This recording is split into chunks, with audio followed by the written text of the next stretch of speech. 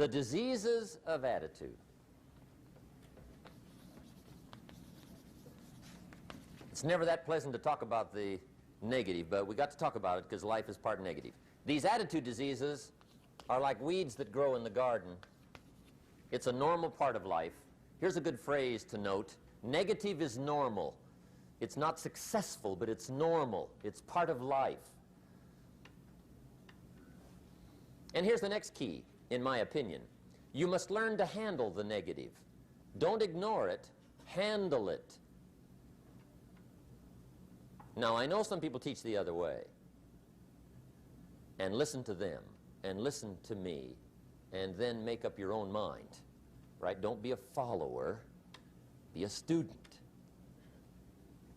But I say you got to handle the negative. You don't have to live in it. You don't have to dwell on it. But you do have to handle it, my opinion.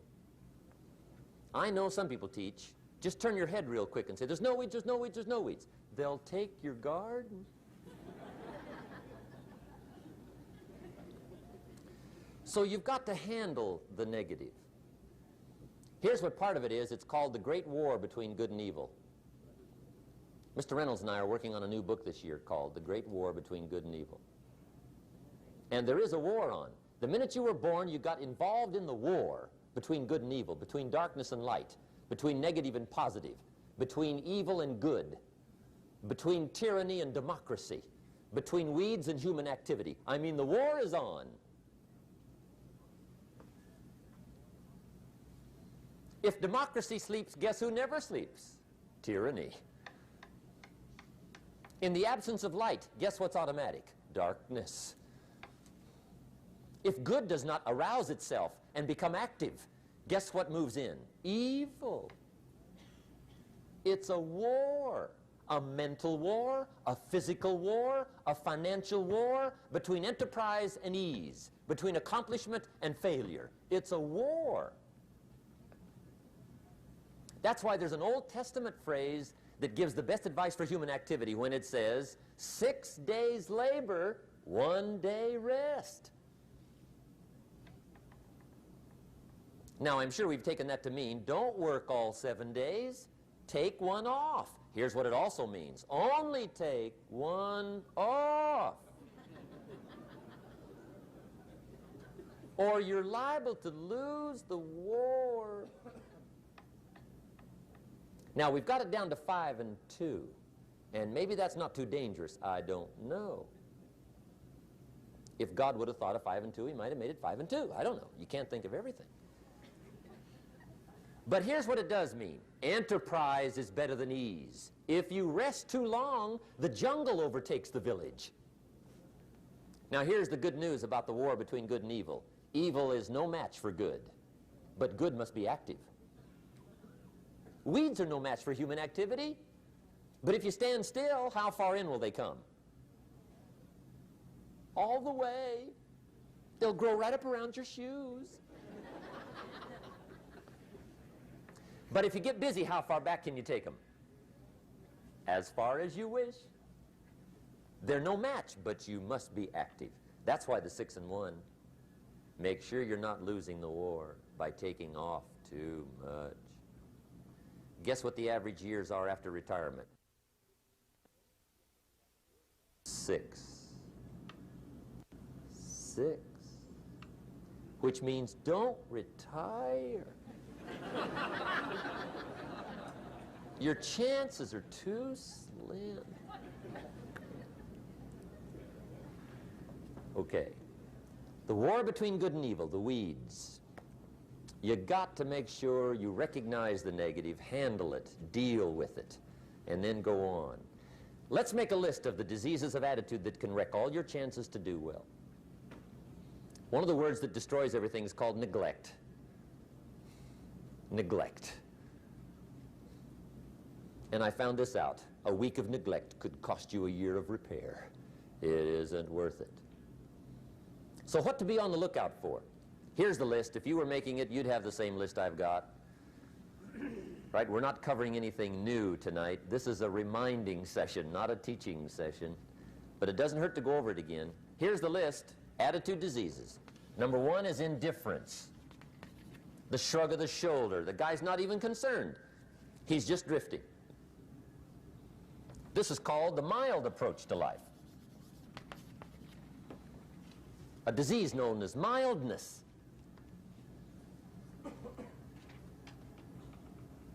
The guy says, well, I can't see getting all that worked up. Well, to be any kind of winner, you got to get worked up. There's one problem with drift. You cannot drift to the top of the mountain. And the good Lord said in the closing chapters of the Bible, here's the best way to live, one way or the other. That's best. Hot or what's next best? Cold is next best to hot. Not the half-baked middle, lukewarm, not too hot, not too cold. What a sad way to live. I think what it means is pick a direction and go with everything you got. Just pick one and go. Somebody says, yeah, but what if it's the wrong direction? You'll find out quicker. It won't take you 25 years to wake up and say, oh no, I've been walking the wrong road. I told my staff the other day, next best to prosperity is adversity. If one doesn't get you, pray for the other. We all do better from one of two reasons, inspiration or desperation. And I don't wish anything bad on you tonight, but if you're not inspired, I hope a wagon comes down your rut.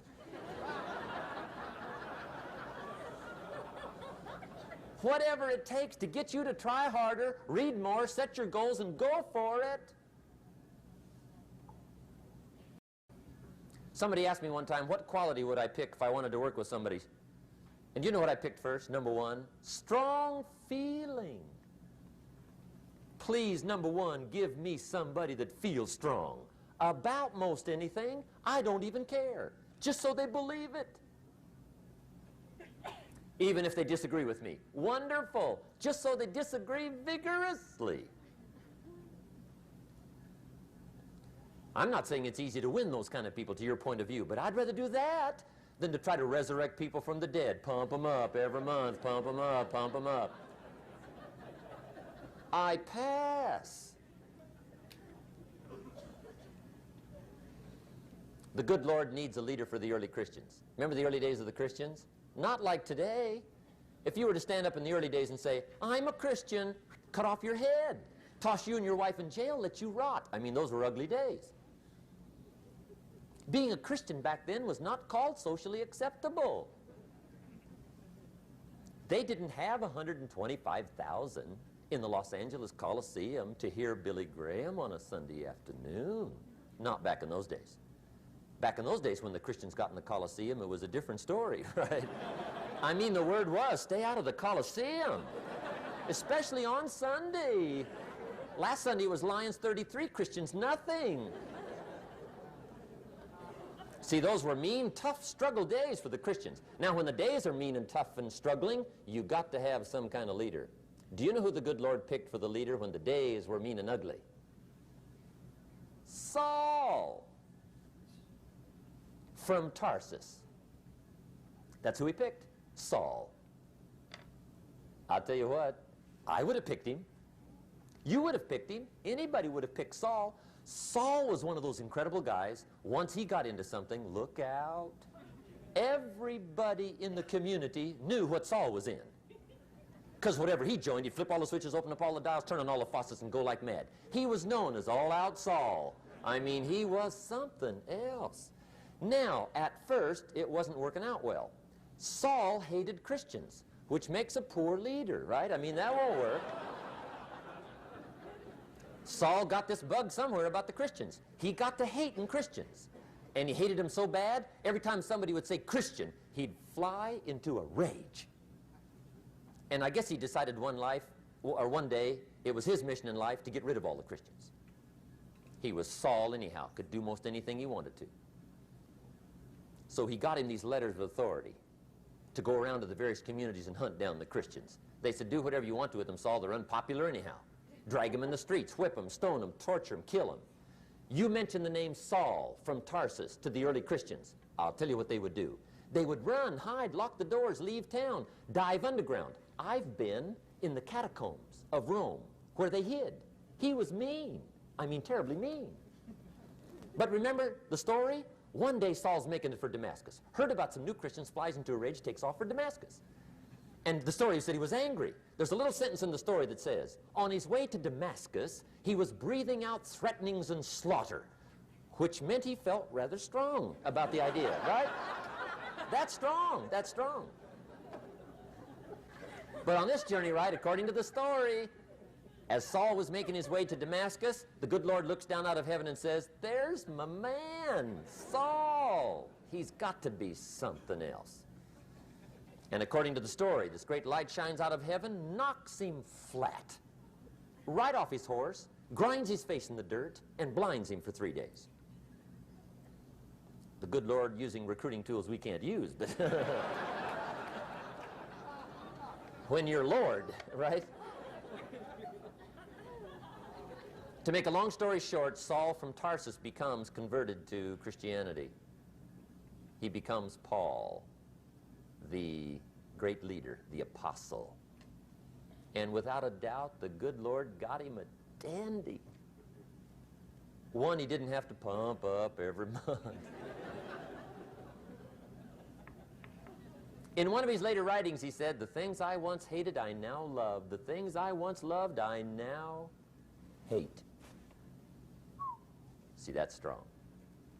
Here's the key to the good life. Learn to put everything you've got into everything you do. Whatever you are doing, pour it on. It will quickly open up into opportunity or quickly disclose to you that you ought to be doing something else. The delusion is, if I had a better job, I'd really pour it on. See, that's delusion. Wherever you are, pour it on. Don't give somebody half a job for a day's pay. Pour it on. See, that'll help change your life. Get rid of this disease. Here's the next attitude disease, indecision. Mental paralysis. The guy can't make up his mind and it becomes a disease. Pretty soon he knows he's got it. The guy says, well, I know I'm on the fence. But he says, what if I get off on the wrong side? Listen, after a while it doesn't matter. Just get off. Any side will do. A life full of adventure is a life full of many decisions. The ones that turn out to be wrong give you better experience to make better decisions. So don't see how many decisions you can get out of, see how many you can get into. That's where the adventure is. So shake off this disease, indecision. The next one is doubt. Doubt's like a plague. And one of the worst is self-doubt. There are many, but that's one of the worst. The guy doubts himself. Doubts if it'll last that long for him. Doubts if he can do that well. Doubts if he can make that much. Doubts if he can accomplish all that. A chronic, excellent self-doubter. You can imagine what damage that does to your future. So here's the key. Turn this coin over and become a believer. And there's many things to believe in. One of the majors is yourself. The understanding of self-worth is the beginning of progress. Now, if those three don't get you, this one will. Worry. That's a devastating disease. Worry. Worry causes health problems, social problems, personal problems, family problems. It's devastating.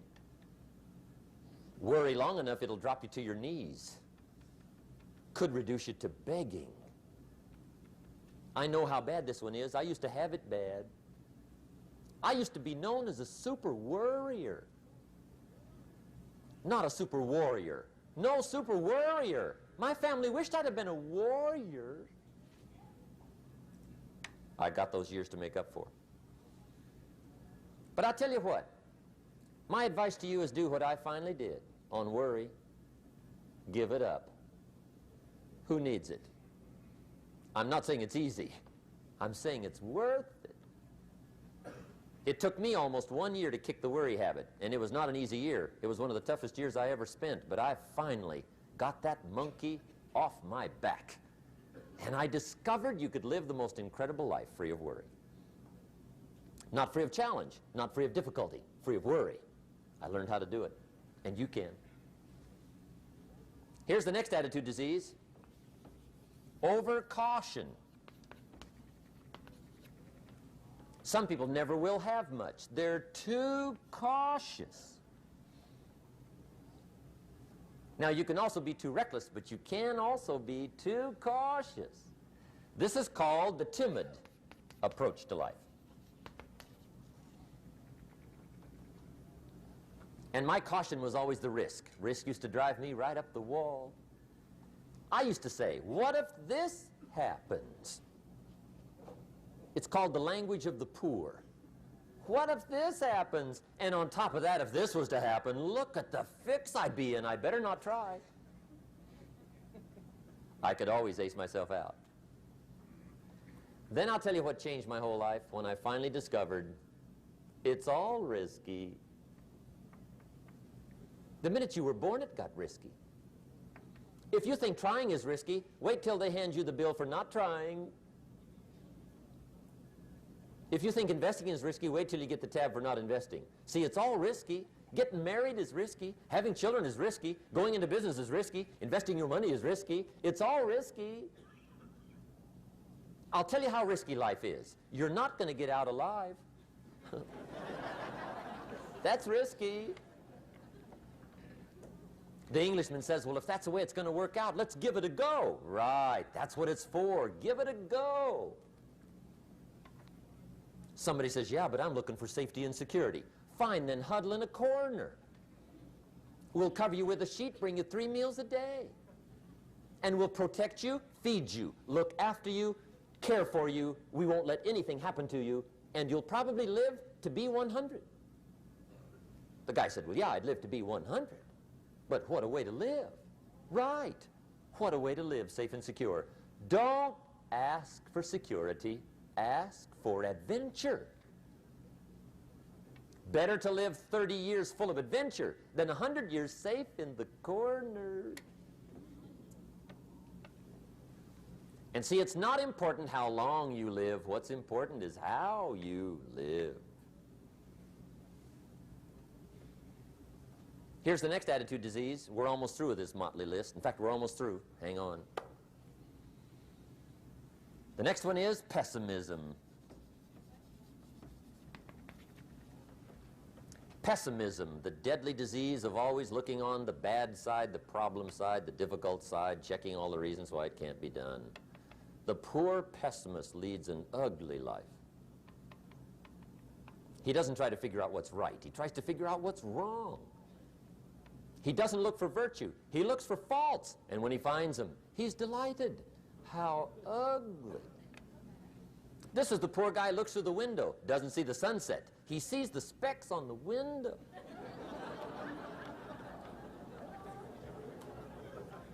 And this is the poor guy, right, who rushes up, takes such leave of his senses. This guy rushes up and he says, I've got 5 good reasons why it won't work.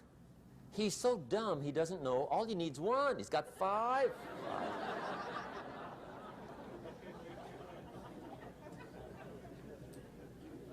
To the pessimist, the glass is always half empty. To the optimist, the glass is half full. Why would the same measure affect people 2 different ways? Answer, it all depends on how you look at it. Our lives are mostly affected by the way we think things are, not the way they are. The way we think they are affects us most. There's a subject we don't have time to get into tonight called better thinking habits. One of the major things Shove taught me when I met him, he said, poor thinking habits keeps most people poor. Not poor working habits. Most people work hard, but they don't think hard. And Shove taught me that the mind is like a factory, a mental factory. And whatever you think about all day long pours ingredients into this mental factory. And that's what builds the economic, social, financial fabric of your life. He quoted me a Bible phrase that says, as you think, so you become. How awesome. When he talked about poor thinking habits, he had me. I used to start the day reading the morning newspaper. I mean, you can believe that or not. I'd get a cup of coffee and read the paper. I'd load up on wars and riots and murders and stabbings and killings and bank robberies and muggings and car wrecks and tragedies. I'd even read the back pages. I seem to like that stuff for some weird reason. I'd load up on all that, and then I'd start the day. You can imagine the kind of days I used to have. You walk around on your financial knees. They call you economic peewee.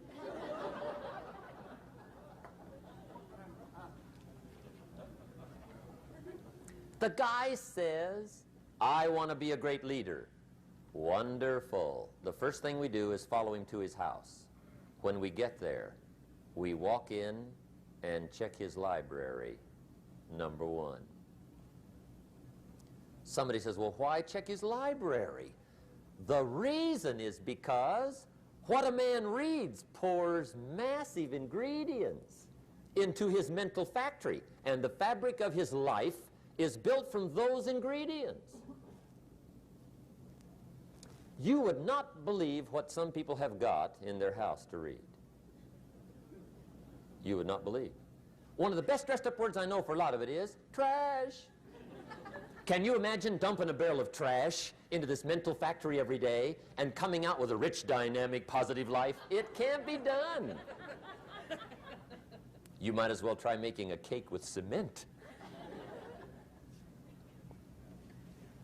The kids back in Danbury, Connecticut, high school, they're asking me questions one day. I'm talking to the kids. Kids got good questions these days. One of them said to me, Mr. Rohn, how do you build the good life? I said, it's simple. It's not easy, but it's simple. Here's how you build anything. Select the right ingredients, keep out the wrong ingredients, and it starts with thought. Everything starts with thought. So you must be wise and careful what you think about, because that starts everything. You got to be wise and careful.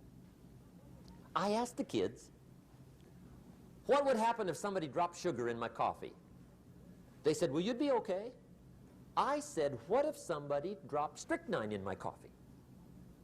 They said, well, you'd be dead. I said, correct. Lesson one, life is both sugar and strychnine. You gotta be careful. I said, what if my worst enemy drops in the sugar? They said, will you be okay?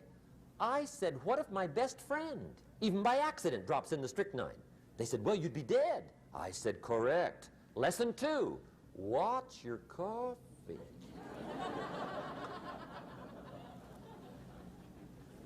You got to be careful. See, it doesn't matter who hands you the bad stuff. It doesn't matter where you get the bad stuff. It'll still do its damage on your bank account, wherever you get it. Mr. Schoaf gave me one of the greatest phrases when I first met him when he said, Jim, every day stand guard at the door of your mind. How important. Stand guard at the door of your mind.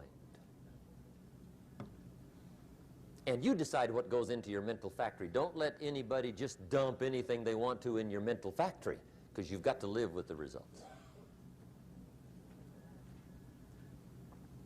Okay, here's the last disease, and we're through with this list. In fact, we're almost through. Hang on. The last subject is very brief. The last disease, but this one is deadly. Engage in this one, indulge in it even slightly, and you might as well forget the future, because it's going to forget you. Complaining, crying, whining, griping, a Bible word called murmuring. See, that'll ace your future. Spend 5 minutes complaining, and you have wasted 5. And you may have begun what's known as economic cancer of the bone. Surely they will soon haul you off into a financial desert and there let you choke on the dust of your own regret. I hope I said that well, so you won't forget. It's a deadly disease. If you don't think it's bad, ask the children of Israel of Old Testament fame. Typical of us all, their story just happened to get in the book. Story says, children of Israel were slaves. God performed a series of dazzling miracles and got them out. And now they're heading for the promised land. Remember the story? Heading for the promised land. Tragedy of the story, they never got there. Reason. From day one, they started to complain. They griped about the water. They griped about the weather. They whined and cried and griped about the food. They griped about the leadership. They whined and cried because it was too far, too cold, too hot, too difficult, too miserable. I mean, they whined and cried for years. Finally, God said, "I've had it, trip canceled." Or something like that. The story says they died in the desert, never got to the promised land. Which I think means two things. Indulge in this long enough, you get your future canceled. And I guess it also means even God himself can only take so much.